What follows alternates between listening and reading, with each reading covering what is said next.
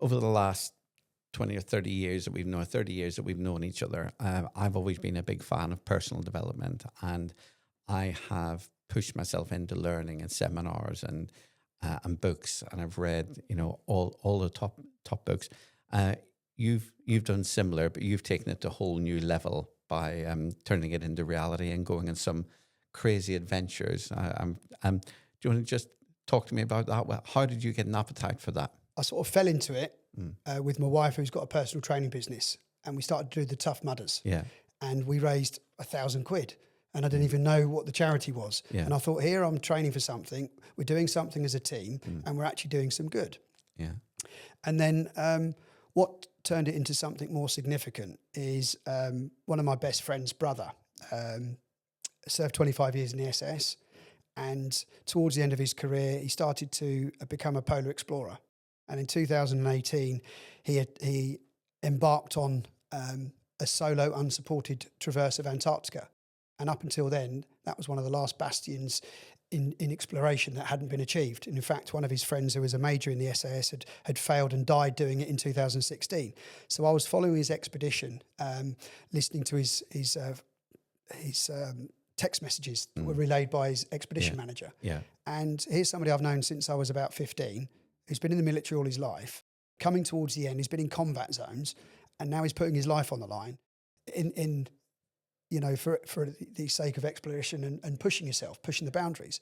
And there was a point where he fell down a crevasse, and the pulk that he was towing fell on his back, and he thought he was done. Yeah. Anyway, he ended up doing it, and I literally had a bit of a moment, and I booked Kilimanjaro. And about 6 weeks later, with not sufficient training, I'm now going out to Tanzania. Summiting and mounting is quite special, and I really got the bug. Yeah.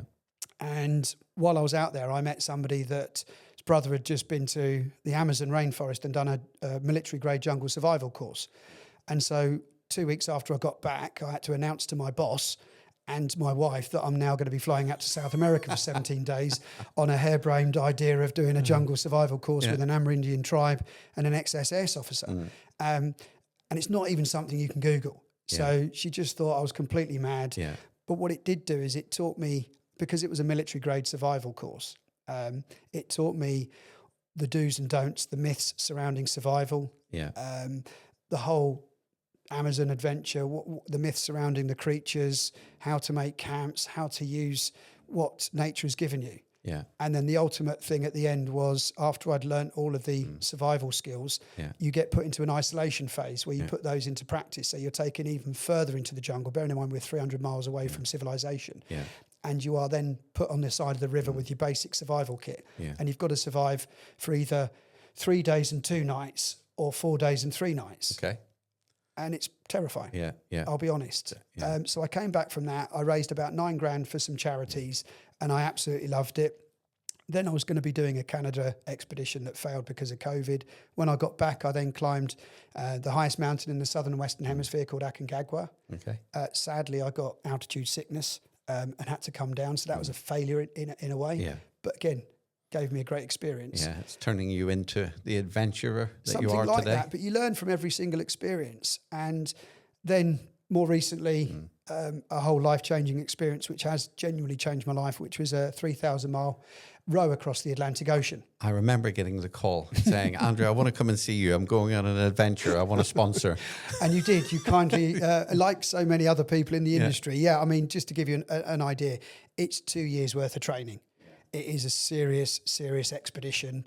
You are unsupported. You are on your own in a small rowing boat, rowing 3,000 miles. The training is absolutely first class, but you are learning your equipment, your kit, team dynamics, conflict management, and safety and all the other drills. And so even though you're training for 2 years in the off the coast of Weymouth, in our case, nothing prepares you for what Mother Nature's got. And mid-Atlantic, we encountered a huge capsize in the middle of the night.